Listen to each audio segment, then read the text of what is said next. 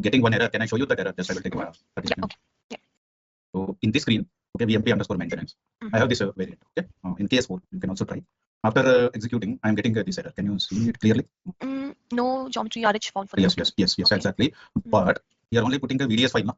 But it is also asking for RH. I checked the customization and it seems to be okay. In the document, have you checked in the file to a repository? Yeah, okay. PD02N. I'm putting this one. 100.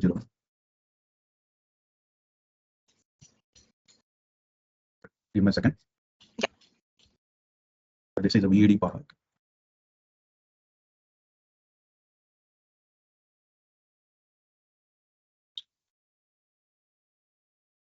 So the status is invert. Okay, can you go to originals? So there is no VDS file here, right? When it was okay, I know because yesterday I have deleted this one. Okay. So after doing that, I will put this one as VDS, correct? The above one, the application. Above one is VDS. I was doing the same, and then go to the browse. So this is my second file, okay, and then I say continue, allow. Okay. So after this, what I have to do?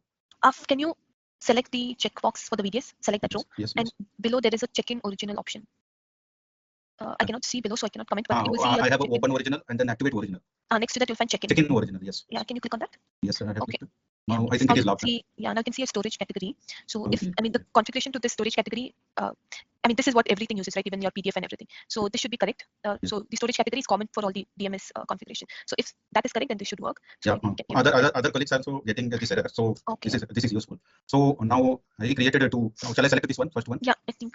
Can you check? It's calling the same document, right? Yes, it is calling the same document. Do I have to delete and re-upload? Not required. Not required. And I should select the start planning, correct? Start planning, yes. Super, start planning. So at least we will be successful in uploading our engineering box. Then we can follow and we can play around with our own example. I have created all the materials. See, now it is showing. It's the same thing. So when we did a check-in, it picked that storage category by default, DMS or whatever it is. So that should be correct. So that it is the generic configuration what we do for document management. But the repository and everything should be correct. So this is coming from there because can you go to if it was I can delete now. Can you parallelly open the document and let's see if we are able to view the visual file in the document. Then at least we will know that there's no issue with the file or the viewer or anything. I was able to open the visual file. Yes. Okay. Now this go to original. Okay, here and select and display. Yes, I can see the visual file. So I think this is some issue with that object, that repository that's selected. So we will have to see. Does it work for the system in general for DMS? Do you know about that? If the DMS configurations are maintained? Yes. Okay. Let me have a look and get back to you. So I'm assuming it's something related to those. So in the meanwhile, when I have some time, I will try to upload a new alternative because I have deleted the old ones. Maybe system is not picking properly now, so it is not picking document category. So let us. Could be, yeah. I will also have a check into that storage category. So this is other participants were also getting this kind of error because of this checking problem. And I have seen your document that is having a document category, that is storage category. So that I don't know how to get it. So I asked. Okay, now you can proceed. In the meanwhile, in the break, I will try to upload and. Okay. Then I am giving you a screen back. You can start. Sandra, I have one question. It is not the error. Anyways, Pawan already talked about error. We are also putting the same error. One more thing. It is about unitization. See, there we have considered the model and the serial number. Model was at the material level and the serial number was at some running number. But I don't know. I am somewhere very much confused in that as far as the significance of that and how to practically use it. Because there is one more example I was going through, that is somewhere that effectivity type ZZMUETE. So for that there is a separate namespace defined in above, and that is going. So there are examples which are talking about ZZMUETE, and then I think you use Z model unit 1. So where is the difference, and how to take that thing forward? Okay, so like we discussed for model unit right now. When in a predefined SAP system, the model will be material and the unit can be any number, so it's serial number, right? So but the customer has an option of defining the model as per what their need is. So all the Z type models that you might have seen could refer to that. So here you can also define your own namespace. So when we are using the material, we use the namespace as what is predefined, but you can also create your own namespace. And if you you can make sure your model is a classification, it refers to a classification, or anything else that you see is relevant for your business scenario. So that customization is allowed, but when it is pre-delivered, it will model will be a material by default. Yeah, if you take the example, if you take the example of, for example, robotic hand or robotic arm. So let us say for the robotic arm, there might be a material number created, and there could be many different types of robotic arms. So in this case, the material number should belong to robotic arm, and that material number should have the classification activated to that. The classification should be the material classification, or let us say material classification.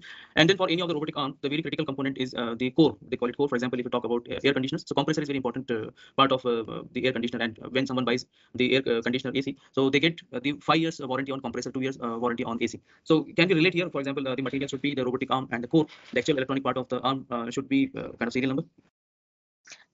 No. So when I say material, when a model is a material, it is a dummy material created saying this will be used for model, or a model could be a customer. So forget about material, that's probably a bit confusing. A model could be a customer ID. So you're saying for customer A, I need components or all the components defined with unit 1 to 100. So for every component, we're giving an effectivity value, right? Say 1 to 100 or 1 to 500. So all the components with the value 1 to 100 is required for the customer A. That is what I'm saying. So if you're talking about maybe the robotic example, so for every component, you will have a serial number. And if you're giving the material as a model, so that material will be dummy. We will not give a material that will be used by the production or that is a part of the BOM. That we will not do. So it will be a dummy material where we just say where we are just using it to define or pick our 100% BOM during the production.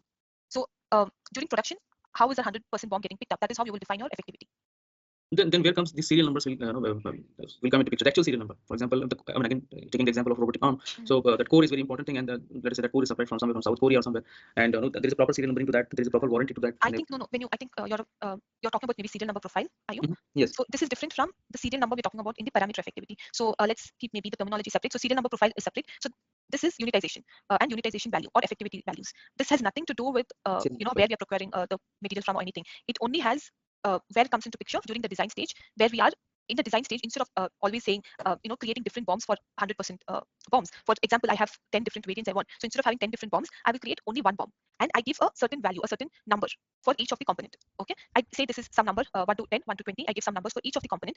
And what happens during production when I create an order and I say I want to create an order for the unitization number 10, it will, based on what we have defined in the BOM, it will pick the components for that unit value 10, and it will give me a 100% BOM. It will discard all the other variants. So here we also, if maybe if you have that presentation, I could also show we had that aspect of alternative components or optional components in a variant configuration. So it's something similar to the variant configuration. So that is something that you can relate to on how to, if something is defined as optional, then we will not specify that component, the value for that component for a particular material. So it will not get picked up in the order. So you can relate unitization to the variant configuration. Okay, thank you. So you can just have a look at our presentation for unitization. Yeah, alternative versus optional component in variant configuration that we saw. Yeah. So for the unitization as well, I think we would have had something. You can have a look at that. And so this is something you can relate to the variant configuration and not maybe the serial number profile. Right. Okay. Yeah. So that's just terminology that we're using, serial number, but it could be anything. Just it's just a value. It has nothing to do with anything else. So in this case, can we say, for example, this particular robotic arm is available in 10 different variants. So rather using variant configuration, we are using 1, 2, 3, 4, 5, 6, 7, 8, 9, 10.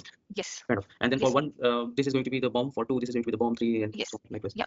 Correct. So that is similar to that, but one changes when you say variants, like maybe some color difference for the robot, right? In such scenarios, you will continue to use variant configuration. I mean, you can still use the parameter effectivity, but it just logically makes more sense to use variant configuration. For parameter effectivity, there is one the main reason why it's coming to picture where we use it is when we have a order placed even before the design, and you kind of sit with the customer and you finalize the design. So I have in the presentation I've given the differences as well between the effectivity and variant configuration. So this is one major difference where and also for a very complex BOM, you will parameter effectivity is what is proposed rather than variant configuration. But of course, you could still use both the same way. Okay. Clear. Okay. Thank you.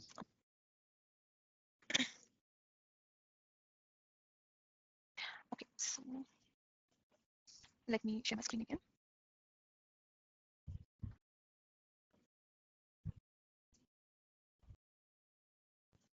Hope it's visible. Yes, it is. So in our last session, there was a question or ask for defining the flow for a non-snapshot scenario and a snapshot scenario. So this is the process flow for a non-snapshot scenario.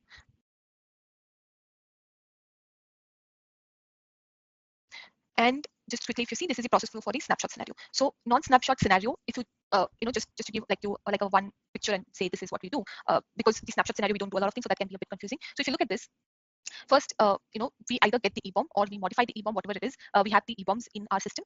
So this is where the PO starts, the solution comes into picture when we start using the EBOMs. So we will, the rest of the part, we assume that either to be migrated or it's already available in the system. So PO comes into picture when we start using the EBOM. So either we could directly create it or we can use the MBOM applications to modify the EBOMs. And the production engineer will use the manage unassigned EBOM app, which we saw, to filter out all those EBOMs which do not have a change record. So the manage unassigned EBOM application will display all the EBOMs without a change record. That is the first step here. Once you assign a change record, you will be able to, of course, use the analyze change impact, and this will be a continuous thing where you can always use the analyze change impact and analyze what changes are being made. Then we are taking care of the EBOM part. Then, of course, we have the EBOM to MBOM handover using VMP. And once we have our MBOM handed over and created and also released, then we create a routing, or we update the routing if it is existing. Then we create the production order. Then the production operator can use the perform work application to look into the perform work activities. Then the supervisor can check the production order and check the product genealogy. So this is the process flow for a non-snapshot scenario. If you compare the same with a with a snapshot scenario. So you can see up until EBOM to MBOM handover, there are few changes, but post EBOM to MBOM handover, that is post this stage, everything else will of course remain the same. So you will see major changes before the EBOM to MBOM handover from all the upward processes that is shown here. So if you look at what are the changes, first is we have an external system, and we're saying we have a some engineering package with BOM document, PMI, etc. So this is an engineering package in the external system. Here we could have any sort of interface, and here they're also giving Visual Enterprise Generator if you need to convert any other format to a VBS file, and you could have any sort of interface, but using this interface, we will receive the snapshots in PEO. In PEO, we will receive it as a snapshot with again the BOM's 3D file in the VDS format and a PMI file in the XML format. So like what we discussed, only PMI is supported right now for snapshot. So it should be in the XML format. Once this is where we are receiving the snapshot, and this is the format or the objects in the snapshot that would be expected. And once you receive the snapshot, you use the prepare MBOM creation based on snapshot application. And using this application, if you just give the EBOM details, it will automatically create a change record for you, and it will create a planning scope which can be used further. So the change record which gets created automatically will already have the EBOMs, will have the planning scope and the snapshot. So the change record and the snapshot is getting created in the background. So if you look at this part, non-snapshot, it is eliminating this manage unassigned EBOM part where we have to go manually and add it to the change record. And also in the perform EBOM to MBOM handover, we had to create a planning scope manually. So it will not get created automatically. So it is eliminating those two manual steps. Once you perform the prepare MBOM creation based on snapshot successfully, you will have a change record. Using the change record, you will be able to manage the engineering changes. That is for the BOM, you will be able to manage, edit the BOM, or even create new subassemblies. Again, the analyze change impact will be a constant factor here, where you can always analyze the impact of the changed objects. And of course, we have the EBOM to MBOM handover. So here, since the planning scope was created automatically, you will be able to just navigate, and within VMP, of course, you will have to do all the planning of the MBOM should be done based on the engineer, what the process is decided. But other than that, it just makes it a bit easy, and the flow is a bit seamless coming from prepare MBOM creation based on snapshot. And in case you need to do any changes to the snapshot itself, you need to go to the monitor engineering snapshots. In order, you will be able to basically two functions are allowed right now: prepare auxiliary data and prepare change record. Prepare auxiliary data will, if you have a PMI file, then this is mandatory, where it will change the PMI file to auxiliary data, which is then used by the VMP. So that would be mandatory. There is also a prepare change record button. For all the subsequent changes that come into snapshot, you can come here and again create a change record for it, which will again do the same process. So this is for, say I'm getting snapshot version 1, and I do prepare MBOM snapshot. I'm following this step. I come here and do a handover. Now I get a new version of snapshot with some changes to the EBOM version. So I then come here and I go to my monitor engineering snapshot. I see there is a new version of snapshot being created. So I will just click on prepare change record. So it will again do the same thing. If there is already a change record existing, it will add the new version of BOMs to the change record. It will update the change record with the new versions. So this will be kind of taken up automatically. Wherein without, if it was not a snapshot, we would have had to do it manually, the linking to the change record or having a planning scope in place. So post EBOM to MBOM handover, all the steps will be the same as what you see here. You will again create a routing and order and etc. So this is the process flow. Do you have any questions on this? But I have questions on this change record part. Again, in the slides of this marketing slide, especially of PEO, and it talks a lot on the engineering change management part of it. Okay. Again, it is claimed there, like we can bring the workflows, Yes. engineering change management, and so on. So in case of this engineering snapshot and non-snapshot, in both the cases, can we bring them? And again, the change record will automatically be created with the changes, and then will it go for approval, or should it be created like we do in ACC in the older system? So when we go and create a change request, then it goes for approval, then the change order is created, and the changes are made, and the changes are released, and so on. So what will be the flow of that change management part? Okay, so for change record in snapshot or without a snapshot, we will be creating the same change record. But here for PO, you will have to create a change record of type MFG that I had shown. So MFG is the type that you use, which says manufacturing engineering, which will be delivered by SAP. So when you use that, you will of course have few predefined workflows or the status is delivered. It will not automatically go for approval, but once you have the change record in place, it is based on the engineer's decision. Once you think it's ready for approval, you can send it for an approval, and it can be sent back for changes, and then it can be approved, etc. So there are few predefined statuses here available in change record, but again, you can also define your own status based on the requirement as well. Okay, so now here for now we are considering the changes if it is initiated by the PLM system. Those changes can be taken with snapshot, without snapshot. Now let's imagine a situation wherein already the engineering part is done, the product engineering, the production engineering is done, and the product is there on the floor, the assembling is going on, and partly installation is also happening, and so on. And now the changes are initiated either by the customer or by the supply chain department or by manufacturing team. So then how those changes will be handled, should be handled? So firstly, you will see the change when you make any change in the higher process, like for example in EBOM, on all the downstream applications, you will see what will be the impact using the analyze change impact application, right? So if there is an order which is already in process, then you see that okay, it's getting impacted. You will be able to see maybe some component is added, removed, or changed, etc. And there's an option to put it on hold. So you will be able to put the order on hold until you make the change. But these has to be done manually. It cannot be automated. We will show what is the impact, but it will be a user decision based on what you want to do or how you want to proceed. Okay, so it is not possible to initiate this change request from the people who are handling the downstream processes. So supply chain management, the manufacturing floor, assemblers, testers. Actually, these all guys, they belong to the downstream part of the process, not upstream. In case if they want to initiate the change for whatever the reason due to unavailability of that component, now let's say the lead time is some 6 months and it is not possible for customer, or more than 6 months, and the customer is saying no, it's not going to work for me, so we need to change the component. So this kind of change might come from planners, buyers, planners. They can raise this concern saying the lead time is very high, or there is a problem due to COVID wave 3 or whatever the reasons, and now we need to change the component. So how that change can be initiated and processed? Are you there, Sandra? Hi, sorry, I got dropped off. Am I audible now? Yes. Okay. Yes, sure. So you were saying regarding the downstream processes, right? I lost it. Yeah, correct. See, I was giving one example from the supply chain department, the buyers and planners. Okay. Now let us say there is one component coming up in the assembly, in some other sub assembly or assembly, and for that there is a huge lead time. The reason could be COVID wave 3, or could be a blockage of some Swiss canal and all that. Any of the problem. And due to that, they are saying, no, this component we cannot avail. Rather, we need to go for some alternative component which can be availed in the local market. If that kind of situation is arising, then how that change request to be initiated, how should it be processed? I will have to have a look into that. I'll have to see how it is being supported in PU. I will check and come back on this shop. Okay, thank you. Give me a minute. Okay, I will check and come back. All right. Do we have any other questions?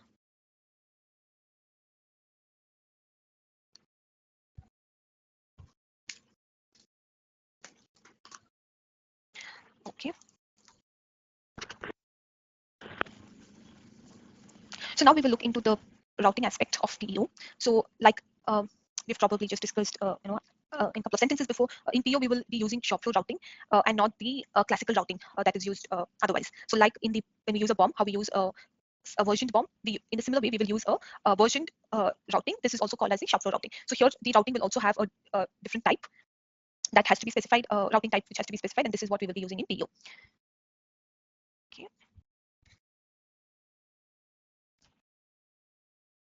Just a second.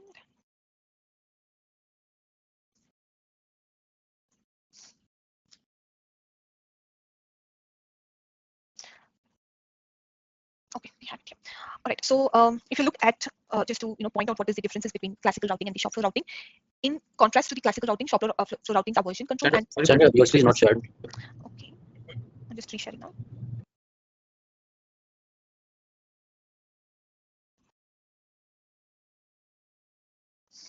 Can you see now? No. Not yet. No? Mhm.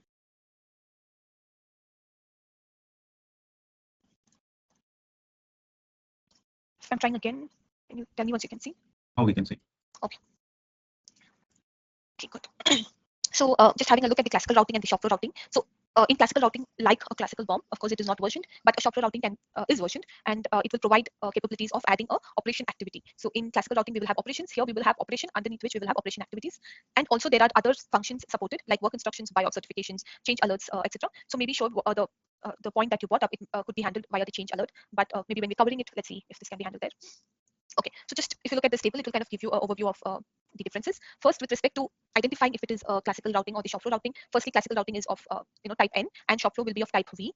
Also, in shop floor, we will have the version number maintained. Here you will of course only see the group and counter, but here you will see the version number, and it will be of type V. When you look at the change states for routing with a change history, the change states identify using the engineering change numbers. Note for the shop floor routing, no change state exists for a shop floor routing. Each version represents an instance of routing. Any changes made to a routing version does not affect the previous versions. So the classical routing, we have different change states, which of course become the engineering change numbers come into picture here. But irrespective of what our change state is, every routing is treated as an individual instance. That's because when you create a routing, first it will be in the in-process state. And when you are confirmed with all the changes, you will change it into a released state. When you release it, a version 1 is created. When you create a new version, whatever changes you're doing will not be in relation to the previous routing version. It could be any change. But when you release this new version, it will be a separate instance. It's not directly related to the older version that we had. And every time, of course, the new version will be picked up by the system for any downstream processes. The new or the latest version, rather. So here we are saying that in change state, it is controlled by versioning, and every version is identified as an instance. Edit control, the routing can always be edited in the classical routing using the engineering changes. And in the shop floor routing, because it is versioned, once a versioned BOM is or the routing is released, it cannot be changed. You will have to by force create a new version. So the system will not allow any editing of a released versioned routing. If it is in process, of course you can make any changes. And we also have the obsolete status. So if you think it's if it's supposed to be discarded, if it's not of use, you can mark it as obsolete. Again, it is a soft delete, so it will still be there in the system, but it will just be marked as obsolete. Component assignment, components could only be assigned at operation level. Here components can be assigned, or rather should be assigned, to a operation activity level. So here for every one operation can have a number of activities. So for every operation activity level, the component should be assigned. You will not be allowed to assign it on the operation level. Operation activity here, of course, it's not supported in the classical routing. In the shop floor routing, the operation activity used to model the production process in a more detailed manner, as well as the component assignment.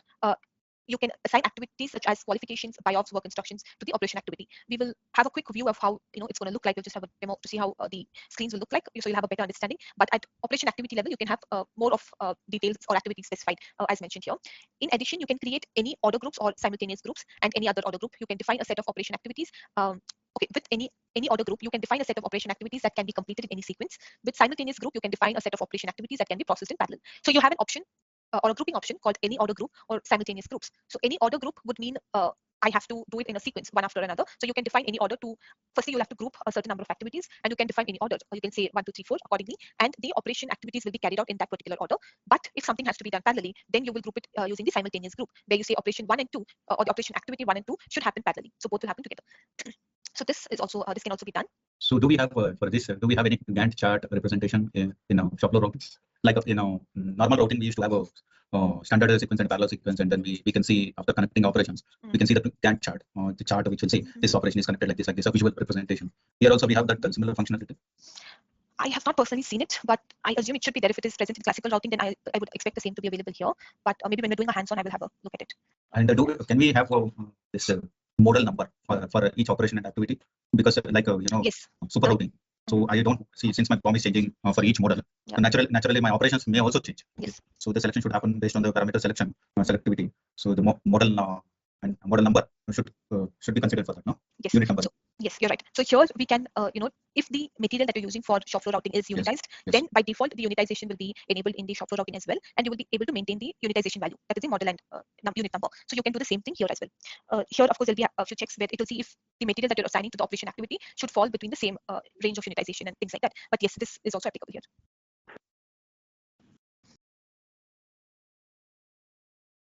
Okay, so if we come to the reuse part, you can create reference operation sets that can be reused in several routings in the classical routing. In shop floor routing, using copy options, you can reuse various elements of routings, such as operations, operation activities, groups, work instructions, buy-off certifications, and so on. So here you will have to copy a particular routing in order to be able to reuse all of the objects within the routing.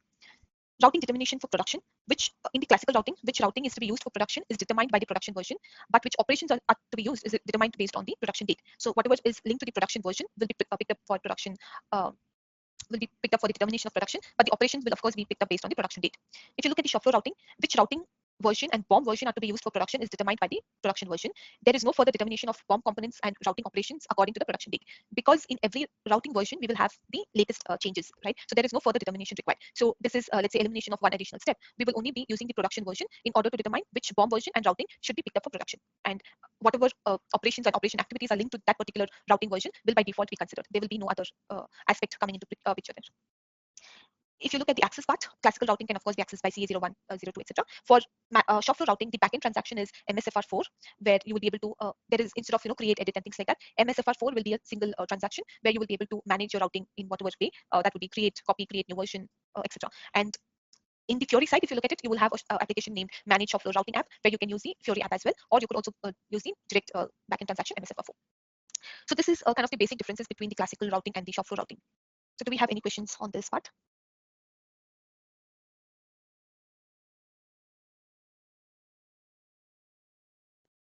One question, Sandra, it is about the standard cost estimate, because this will build the product cost structure along with the BOM and routings. So, okay, if we, anyways, the PEO is mainly considered for ETO, intent to order, but yes, the cost estimate will happen somewhere.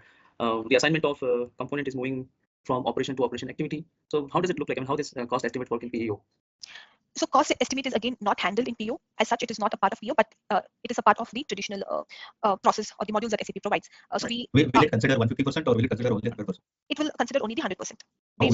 So standard cost estimate, if it is not picking unitized numbers or something like that, then how it will pick 100%? If it is not picking, then of course it will take the whole 150%. But if it is considering the unitization's value, then it will pick the 100% related to it. So when you look at the standard product cost estimate, do you consider all the variants? If let's say if you're talking about a variant configuration, is all the variants considered there? Variant configuration, normally we don't do the standard cost estimate. We do sales order costing. Right. Yeah. Okay. I will then confirm this, but when I compare with a variant configuration, let's say if I take the unitization case, then the sales order guy who is actually selecting the material, and then he should also put a unit number. Yes, for sales order, you will have to put a unit number. When you That is put also, material, yeah. Then in that case, this is also happening for sales order costing or project costing. Yes, for It's not taking a standard cost estimate. Because in variant configuration, standard cost estimate doesn't get picked up. It will straight away go for sales order cost because the 100% BOM is only available in sales order. No? All right. Then it will become a super BOM only. Then it is might hold true in our scenario as well, what you explained. So then I think the sales order estimate will be picked up. For sales order, when you give the material, if it is a unitized, you will get a pop-up by default, or if not, you have option of pulling up the parameter activity pop-up, and you will have to give the unit value based on which the orders will be created. So that is handled in the sales order.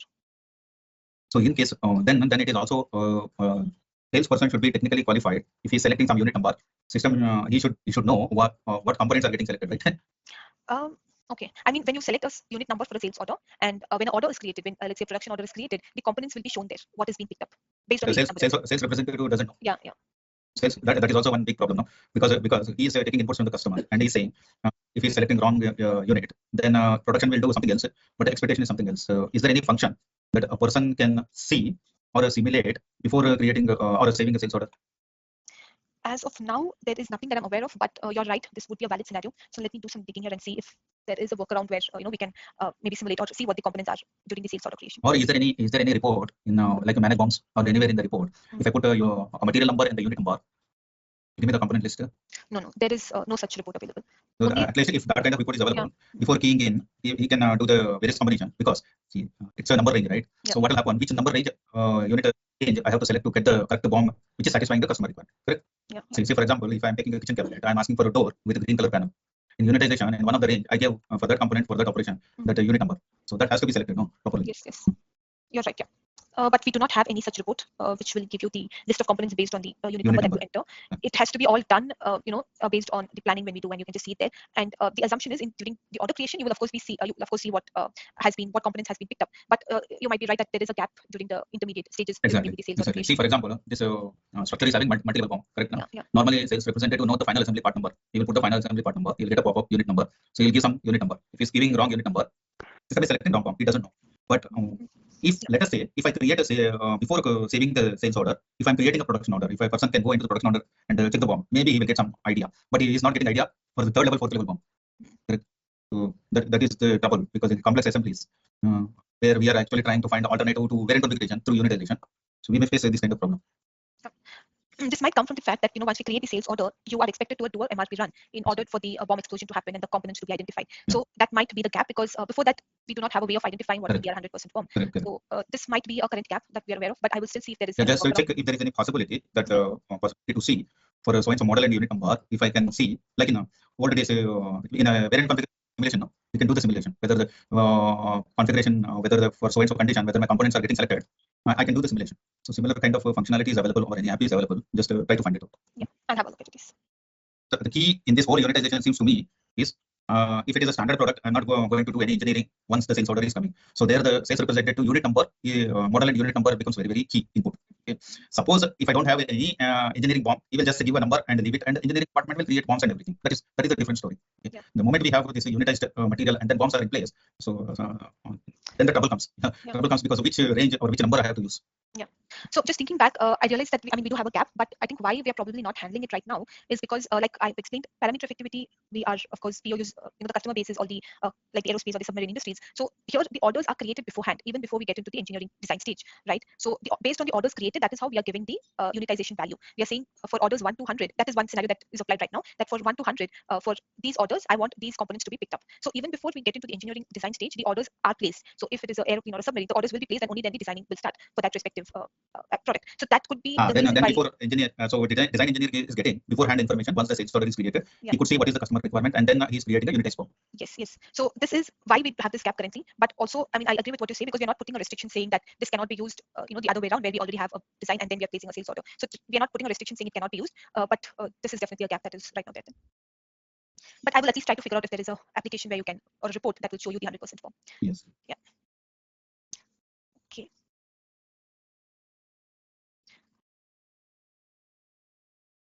Do we have any other questions?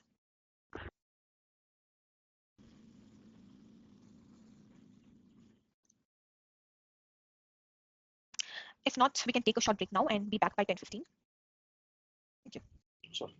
Sandra, before going to break, if you have some time to look into this case, I have reloaded and then try to plan. It is still giving the same error. The document part, right? So I have to look into the configuration. Yes. So I will Case4, the system is case4. case 4, yes. So I will probably come back tomorrow. I'll have a look and I will come Because back this has become a bottleneck, like you're not able to visualize based on the VDS file. You're not able to visualize Yes. what is happening. So what it is saying is, I cannot create engineering bomb without components. It is giving another message if I am trying to force it. It is Like try creating. Okay, probably, yeah. That is because it is not picking up anything, right? any components. It is not picking. It is just saying I cannot create a bomb without components. Yeah, that message is true. But the other one, I will have a look into it. That is with respect to the repository is what I'm assuming. So I'll have to check what is maintained in the system. So I will get back tomorrow on this. I think that component whatever in VDS file, when you open the VDS file, you see the on the left hand side you see the structure, correct? The part number below part number, like nodes. Yeah. So that data is somehow not going anywhere. It is not able to identify the components. Yeah, I mean it is somehow not identifying the visual file itself. Yes. That is why it's saying there's no file available. Yeah. Drawing is coming, and if I click on the drawing, each part I can also see the part number. You're talking about from the document, not VLC, right? No, from yes, not from. Yes. Yeah, I will have a look at it. Yes. Okay.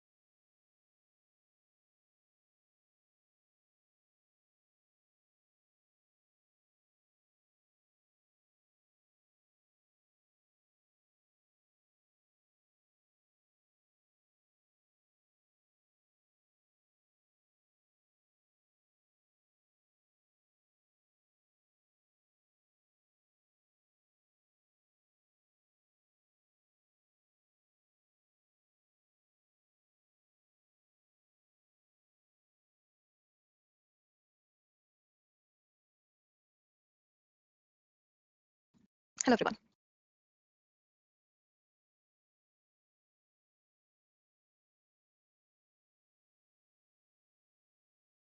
I hope you can see my screen being shared.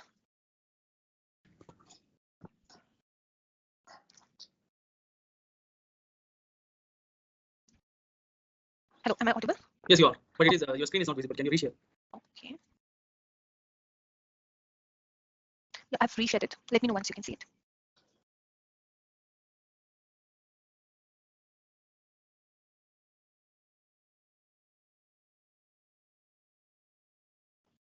Is it still not visible? No. Let me just quickly rejoin. I'm not sure what the issue is.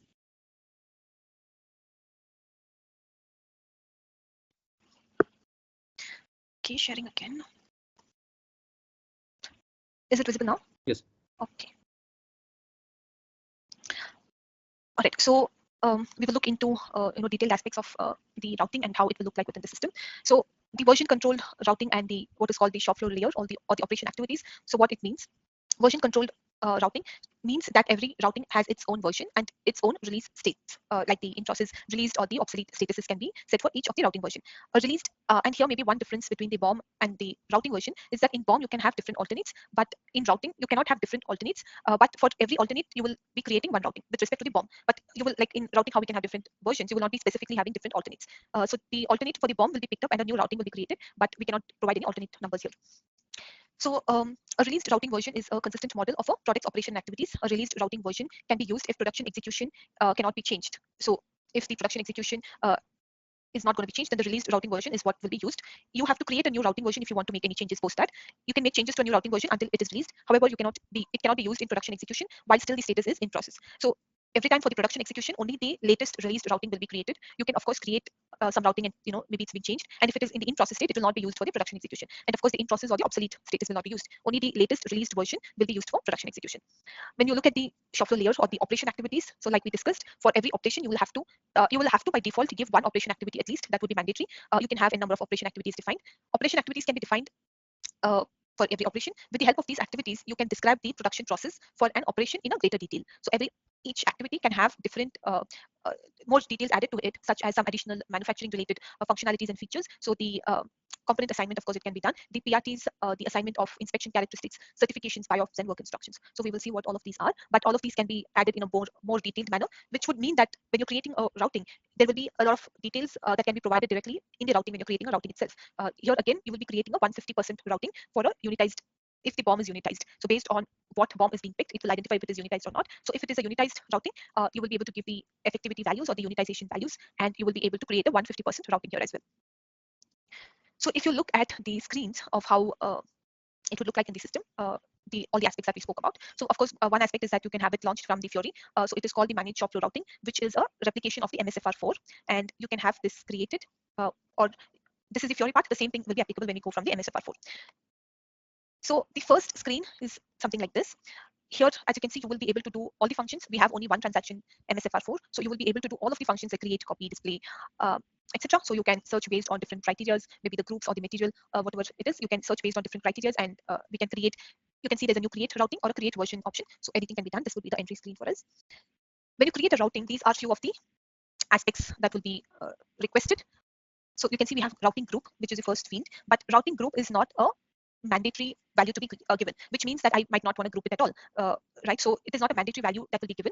It is optional. So the mandatory ones would of course be the plant usage and the material, which might be a bit below, but the material will be mandatory, and the plant and usage. So usage is the usage shown here is the BOM usage. So we can have planning routing, we can have execution routing. So these are again the two aspects. So if you have a planning BOM, a planning MBOM, then you will be able to create a planning routing or not execution routing. So now we will look into the execution routing aspect. So again, for execution routing, we can have different usages. For that is from the BOM side.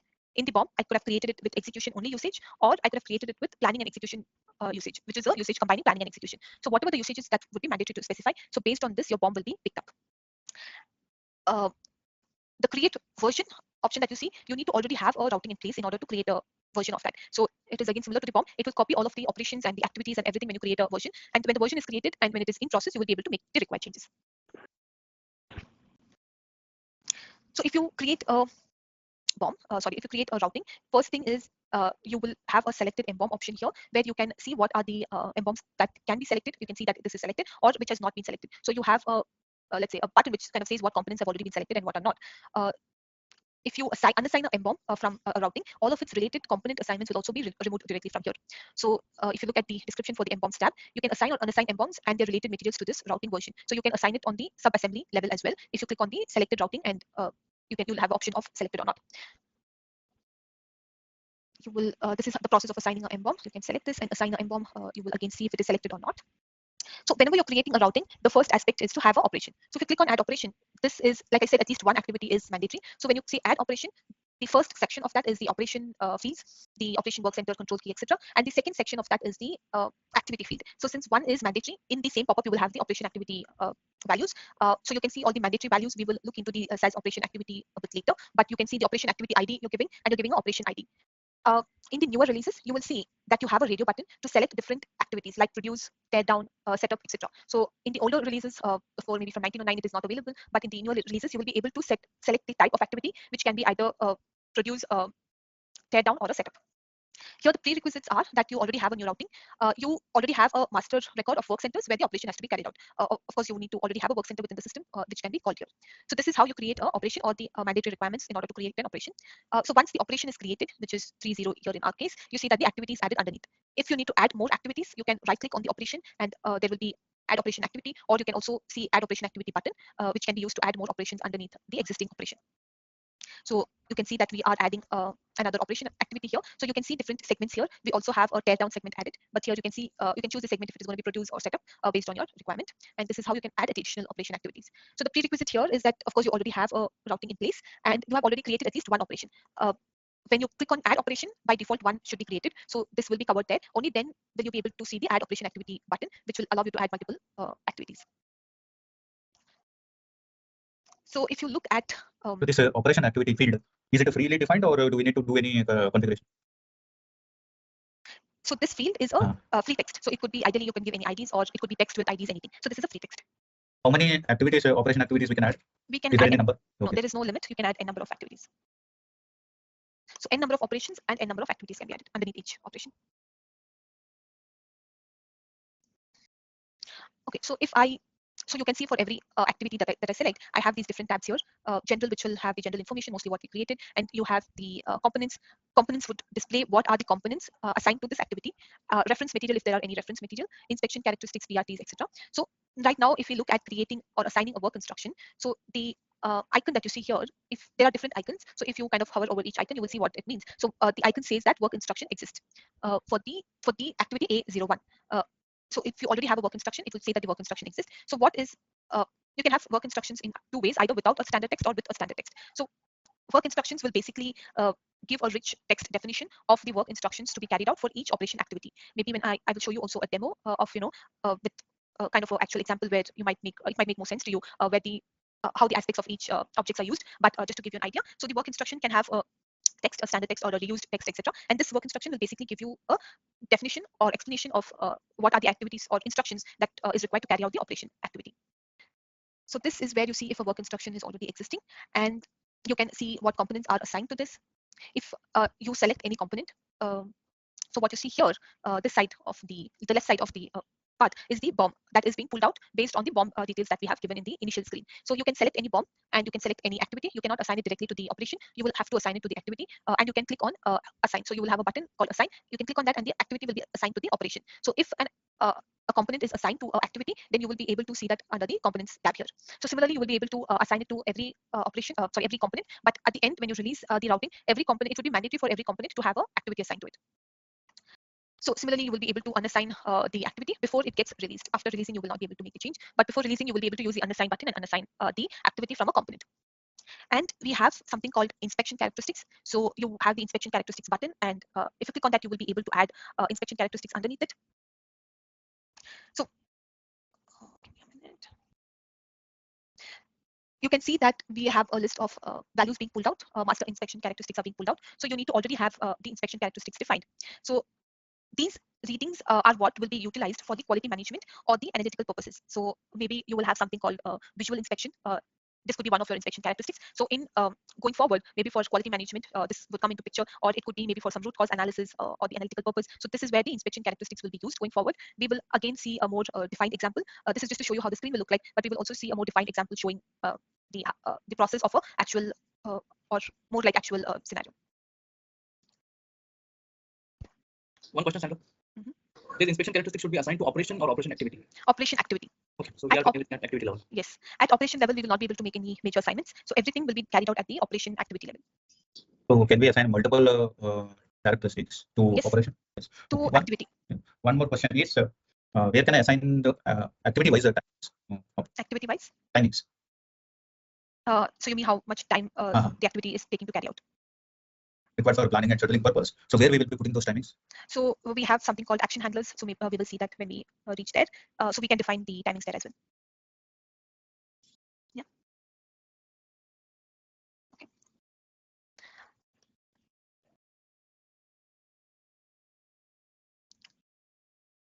Okay. So here you can see we have again assigning PRTs to operation activities. Again, the assignment is made based on the activity level. So here you will be able to assign PRTs, either equipments or materials, to the operation activity level.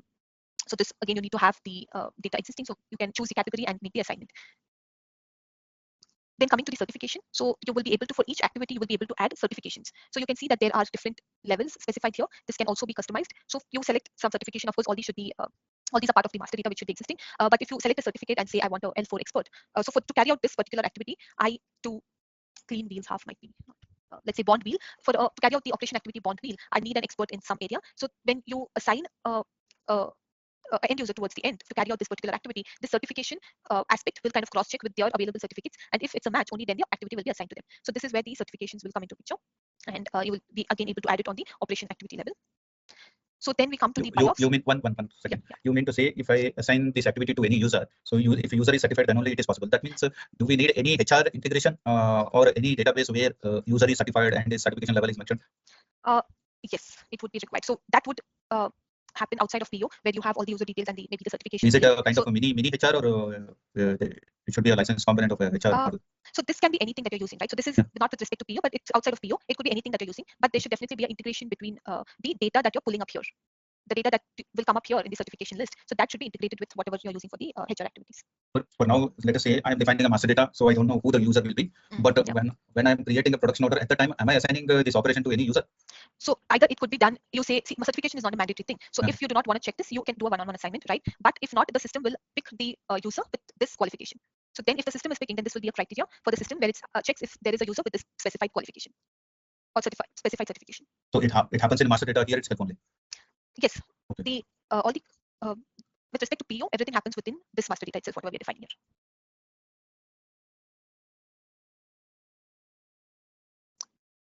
Okay. It means somewhere we should have a mini HR or some kind of user versus certification details filled up somewhere, right? Yes. So I mean, the company will have a HR DB by default anyhow. So it will definitely towards the end, when the operation activity assignments are happening, there it will definitely make cross check with the database that is integrated with. So when you set up, so I think this is your question, that if PO should be integrated with any HR database.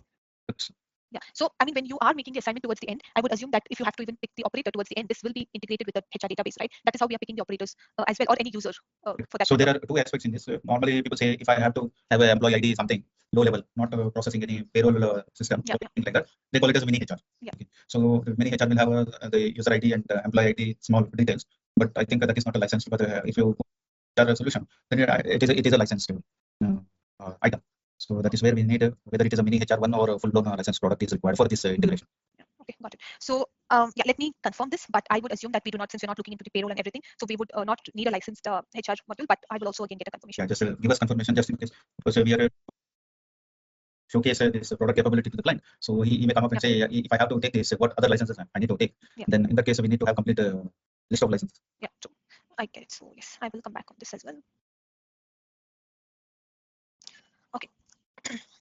So moving to BIOS. So BIOS is again a specific activity introduced by PEO. So BIOS is what it means by definition. It is a process to sign off a complex task by getting it reviewed by experts. So for example, it could be something, say, BIOS procedure for production or final operation quality BIOS, something like that. And I say that this is my activity, and it could be any activity. It's a complex activity. So this should get reviewed by some expert who I assign it to, and only that post that will the routing be released. So you can define a sequence of BIOS for an operation activity. I mean, you can also have a template defined, which is what is you see here. You can have a template defined. You can just, which is kind of being used for all the activities. You can just pull up the template, or you can have individual sequences also maintained using this add operation. Individual sequences also maintained for every activity. Let me go to the add part. This is if you already have, okay, it's not showing you, but if you are creating it from scratch, you will be able to kind of give the team or the person that this activity should be assigned to for reviewing, which we can see later as well when we look into the system. So this is what the BIOS would mean. So again, like I said, we can have the template, or we can define our own sequence of BIOS here. It could be one or more. You mean, let us assume two examples for this activity. I need two BIOS, one for operator. He's saying I have done this, and the second can be for the supervisor. Yes, it could be for different people as well, or it could be going to the same expert as well for reviewing. That is optional. Okay, so what we looked into now, we just saw the different objects within the routing, right? And we just saw a couple of basic screens on how to assign components or how to create a routing, etc. So we do have, of course, the effectivity part coming into picture for routing also. So if you see this, we do not have any effectivity columns. That is because our master data material or the header material that we used for routing was a non-unitized routing. So if it is a unitized, then by default you will have the effectivity values getting populated here. When creating a routing from scratch, the routing does not carry any effectivity. When assigning an embom to a routing, the effectivity of the assigned embom is directly passed to the routing header. So whatever effectivity is assigned to the routing embom header is directly passed to the routing header. So that will be kind of our which will kind of tell the routing this is the union of all the ranges. So the embom header will have the union of all the ranges. Say for few components are given 1 to 100, 1 to 200, and 1 to 500. So this is how I have defined in my embom. So the embom header, it will have 1 to 500 because the union of all the effectivities that we had defined was 1 to 500 and whatever the model is. So that union value will get handed over to the routing header as well. So here again, the header will have this, which is how the routing will know this is the range that I am looking for. So this value will get passed on directly. And if you look at adding new operation and activities for every, like how we did for every instance, or sorry, for every component, you will be able to add effectivity for every activity here. Effectivity. This effectivity is coming from the BOM and routing header for each activity, correct? So here, can we change any number? Yes. Yeah, for every activity by default, the header value will be picked up, but you can also change it. So maybe in my embom, some component had, here it says 1 to 20, so maybe some component had 1 to 5. So I will be able to edit that particular operation activity here and give a 1 to 5 value. Here also we will get under allocated, over allocated messages. No, because this is routing, so it is going to be a 1-to-1 mapping for the component and the activity. So we cannot have any under allocation or over allocation here. Say for example, in this activity, I'm putting instead of 1 to 20, I will put 1 to 5. Then what happens to 6 to 20? Okay, so the check that takes place here is with respect to the component assigned. So if you are saying this as 1 to 5, but you're assigning a component of range 1 to 20, then you will get an error. But if you're assigning a component of 1 to 5 only, then of course there's no error. It will be a match and it will assign it properly. So the effectivity check is happening based on the BOM effectivity or the component effectivity that is being utilized in the routing. So by default, all the header effectivity values will be passed on to the operation. But whenever you're creating an operation, you will find that whenever you're creating itself, you will find the effectivity section there. So you can directly make changes, or you can also edit every operation if any changes are required for the effectivity. Yeah, which is something like this. You can see that if I edit any, here editing an operation, so you can see that the effectivity can be changed. You can change the effectivity of operations and the activities individually. The change of operation effectivity leads to the corresponding effectivity change of all the activities. So if you change at the operation level, its activities also will be changed accordingly. The effectivity of operation has to be less than or equal to the header effectivity. If now it is 1 to 10 for the operation 20 that you see here, the header effectivity is 1 to 20. So I cannot make this as 1 to 30 on the operation level for the, which is true for even the BOM scenario. So we cannot have it more than what is in the header header routing or the header BOM level. So all what comes underneath should be either less than or equal to the range. You can maintain a larger effectivity short term, but it is not possible to release such routing. Of course, when you release a routing, you will be thrown with error. You can also change effectivity for activities, like we said, when either you can do it when you're creating, or you can click on edit and you can change the effectivity for activity. So you can see when we changed for operation 1 to 10, the effectivity is also changed immediately. The same thing was copied. But if you want to change it on each effectivity level, you have to choose it individually. And again, you have to give a value less than the header value given for that particular operation, less than or equal to. The other aspect here is, say I have created, some in my version 1 of routing, I created an operation with 3 activities and I saved it. Now I say I want to introduce another activity in between. So what I can do is I can create another version and I say there is an operation activity that can be performed called splitting of operation activities. So I can split that particular activity into 2. So here, if you look at it, assembling task is one activity. So I can pick that up and split it into 2. So when I split it into 2, I need to change the effectivity also. So the effectivity cannot be 1 to 10 for both. I need to split it however I want, either in equal parts, say 1 to 4 or 5 to 10 or whatever it is. But you will be able to split an operation activity into 2 if it is required for your scenario. When you split, the effectivity also should be split accordingly. And all the other aspects like the components, PRTs, etc., will be copied on the what you say. It is not a split, but rather a copy that happens even when we perform the split activity. Say for example, the need for a split may come because we are having for 2 different validity ranges, unit ranges. We have 2 different components. Am I correct? Yeah, that could be one aspect. So maybe for the same activity, you have 2 different components and you want to perform the same activity for 2 different components. That could be one aspect, yes, which falls in a different range.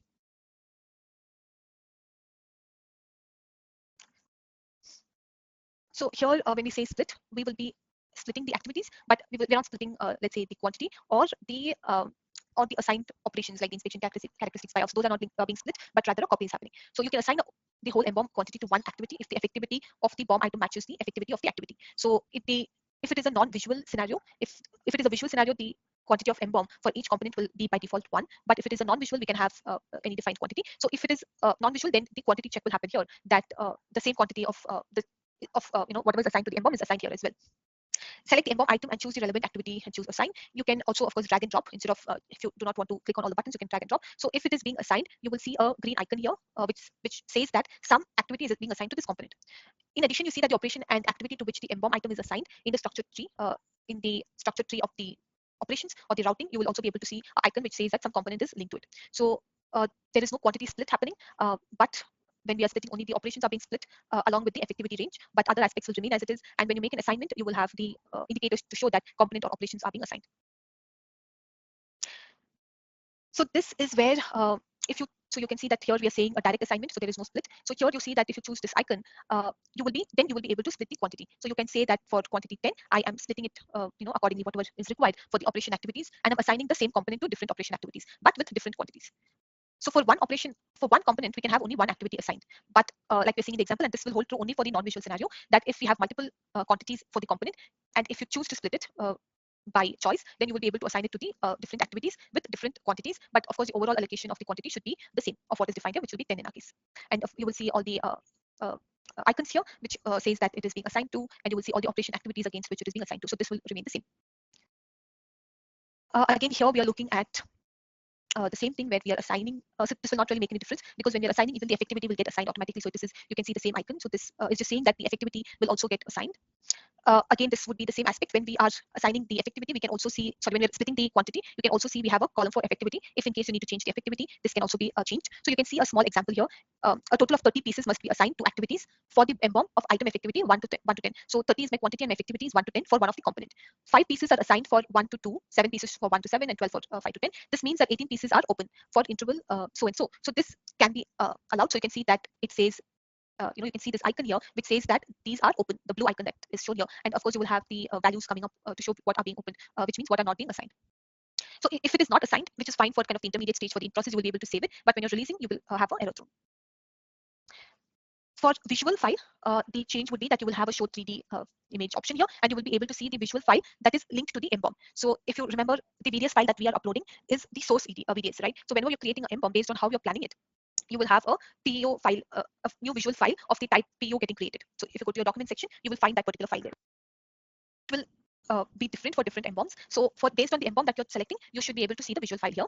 And like I said, for visual instances, the quantity will be one-on-one. So you will be able to have a one-on-one assignment where you see quantities such as 20 and 12. These are the group nodes, which means that I have, let's say, a couple of bolt components, all these bolts. So these are same bolts which are being used. So it is just grouped together.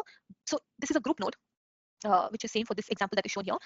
You can see that the quantity is 2. This is for the intake header, which is selected, right? These two intake parts. So I cannot assign an activity directly to this 2 or directly to this group node that you see. Instead, you have to assign it to the instance, to each instances. So even if it is a bolt, you will have to assign it to each of the bolt, even if you have 20 bolts. So it has to be assigned on the instance level for a visual scenario. It cannot be assigned on any other sub-assemblies or a group node level. So this is one change that you will have here. So do we have any questions until here? So this is in general, what assignments are possible and what actions are possible within a routing. And one question I have about this quality operation. In the classic routing, it's possible to have the operation with control key QM01. Like in your example, you're using PP01, that is a standard control key. Yeah. So the in-process inspection generally during the manufacturing production, this quality guys on the floor or in the lab, they do certain inspection activities. And then depending on that, there's a possibility of some rejection, scrapping, and all those things happen. Yeah. So now in PEO, in this shop floor routing, how to bring that QM01 control key part? Should it be activities? Should it be an operation? Because even the indicators which are there, setup, process, and tear down, there is no quality there. So are you saying when you give QM01, it is marked only for quality and it is not used for? Yeah, because it will have some assignment, but the operation confirmation might not be required for that. Okay. So it is also not used for costing and the scheduling. Yeah. Because normally it happens, kind of production keeps on running, but inspection keeps on, happening parallelly. Yeah. So that is why the QM01 control key is used. So you mean to say if I have to have this operation, I can create one operation with QM01 in a shop floor routing. Yeah. There is no restriction that I have to use only PE01. Is it like that? Yeah, there is no restriction. But the PP01 that you're using is by the generic one which we use for shop floor routing. But for QM01, you can of course use that. We also have integration with quality management, so we will cover it there as well. But yeah, there are no restrictions. So if you can use what is defined outside PP01 as well based on your requirement. But we also have. I'm sorry, you were mentioning about buy-offs. So can we use buy-offs for quality management activities? Buy-offs are basically for reviewing. So it is just to get a sign off on if a complex task is in process. But I don't think this can be used for quality management. I say it in a different way. Say for example, the production has said I have finished this operation. Yes. Okay. See, I see it in a different way. See, production has confirmed one buy-off, right? And that buy-off can be verified by QM person. Meaning it has been properly completed, yes or no. Say, for example, if I take one operation, it's a welding activity or a welding operation. So whether welding has been done, yes or no, can be certified by a QM guy, no? So the buy of approval can happen from QM. The QM side. Yeah, I mean, I think this could be a possibility, but let's maybe come back to this once we cover the quality management topic as well. So then maybe we will have a better idea here. This could be one of the possibilities. So like I said, the quality QM is also integrated with PO, so we will cover that aspect also. Good. And one final thing about inspection characteristics, again, in-process inspection, there's a possibility to have calculated MICs in classic routing. Yes, So can we have this kind of class calculated characteristics when it comes to the shop floor routing in PEO? because specifically we are attaching characteristics to activity. Yeah. So that is the concern. So can you please define what you mean by calculated characteristics? What example? Okay, I mean, this is not belonging to discrete, but yeah, it belongs to paper manufacturing. So in paper manufacturing, during the cutting, after the cutting of bamboo is done, so they try to calculate the water content, the moisture of the bamboo cuts. Okay. So for that is a calculated characteristics. So what will happen? There are going to be 2 or 3 dependent characteristics. So they will calculate that, and based on that, then there is a 4th characteristic which will calculate the moisture content into it. And depending on that, then they suggest a course of action. So Okay. So let us take a simpler example. I have a panel, so which has a length, which has a breadth. Okay, so the quality inspector is measuring that length and is putting. Mhm. Now the area is calculated. Yeah, got it. So I hope I'm audible. I'm not sure if I lost Pawan. Yes, you are. No, Okay. you are audible. Okay. So yeah, I got your query. So we can have calculated inspections because based on maybe what Pawan suggested, the area which gets calculated or any data which gets calculated, we will use that particular value. Will be used by the operators when they use the perform work app. So this will come into picture when we use the perform work application. So yes, we can have the calculated inspection characteristics added here as well. Another example can be, say for example, I have an inlet pressure and I have a valve diameter, correct? Yeah. And then the air discharged or air sucked in, that will have a different calculation, correct? The amount of air discharged or sucked in, Yeah. the quantity of air, that can be a calculated characteristic. Yeah. Okay. Got it. Yes. So this can be added here as well to the activity level. So there is no restriction, and we will also use the data in the perform work app from whatever we are assigning to the inspection characteristics. One following question to this then, and if it is possible to have the in-process inspection at activity level, or we can add an operation with QM01 control key, and again a kind of calculated characteristics we can also bring into shop floor routings. Then during the execution of on the assembly floor or in the manufacturing area, if any problem is found for in that particular activity, then is it possible to suggest a course correction? By the way, in typical discrete manufacturing, I mean the classic PP production plan, it's a very complicated process. Create a rework routing and create a production order without material and do a lot of things there. So that is how that process in PEO. So it will not suggest any, modification. The system will not suggest anything as such. But again, it will just show that there is, let's say, if there's an issue coming up. But what activities can be taken up, that will depend on the operator or the end user who's using it. I will put this question in a different way. The SAP best practice, there is one best practice for in-process reworking process. Okay, meaning within the production, I see some operation defective, I do the course correction.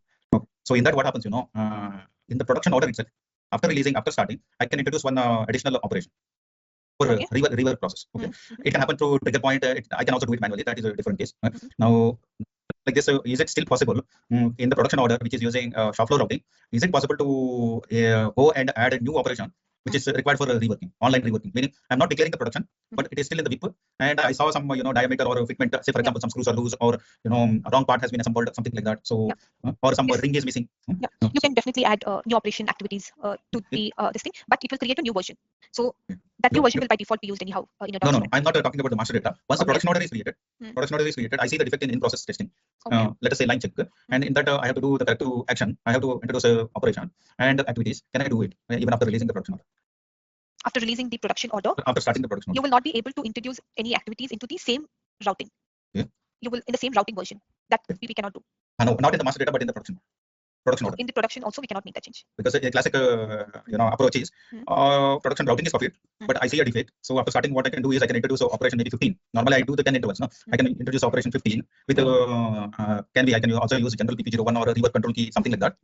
And then I can put the additional time whatever is required for rework job and operation description, and I can add characteristics also, inspection characteristics also. Once the operator confirms that he has done it, so it is going into the reworking operations. How many rework has been done, what time has been spent, and then it is also asking our QM inspector to check the result. Okay, so you are talking about the production order routing and not production order routing, shop floor production order. So shop floor production order routing, can I go and change or add something? Because standard GSI says through classic approach, we can change. Yeah, this I have to confirm. Probably using the perform work, we might be able to handle the scenario, but again, I will have to confirm on this as well. So we will also maybe cover this when we come to our perform work application. But I'm making a note of this. Okay. All right. So I will get these clarified. So we have a couple of queries from the session. So I will have this clarified in our upcoming sessions. And I will check into the system setup as well for case 4, and I will see if or what the solution can be there.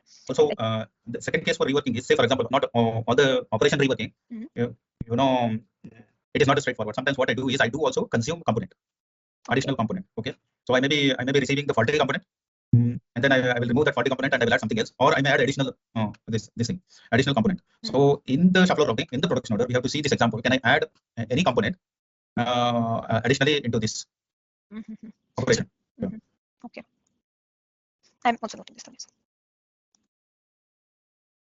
Yeah, I'll look into this. Yes. All right. So do we have any other queries?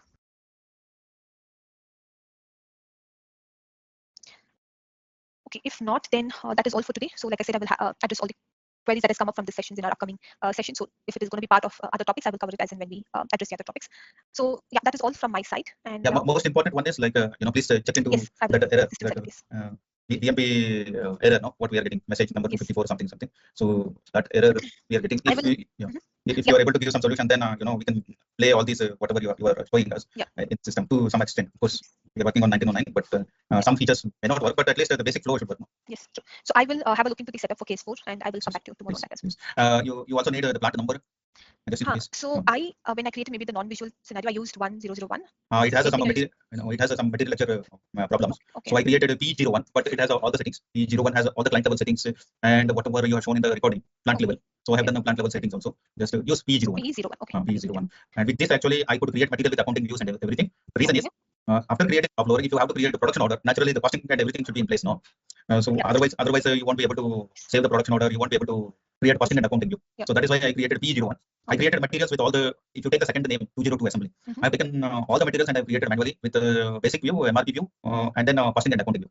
Sales view I have not created, but for a bomb case, until I sell, at least I can produce. So yeah, this should be fine. So yeah, P01, I will use that and I will try to create a planning scope.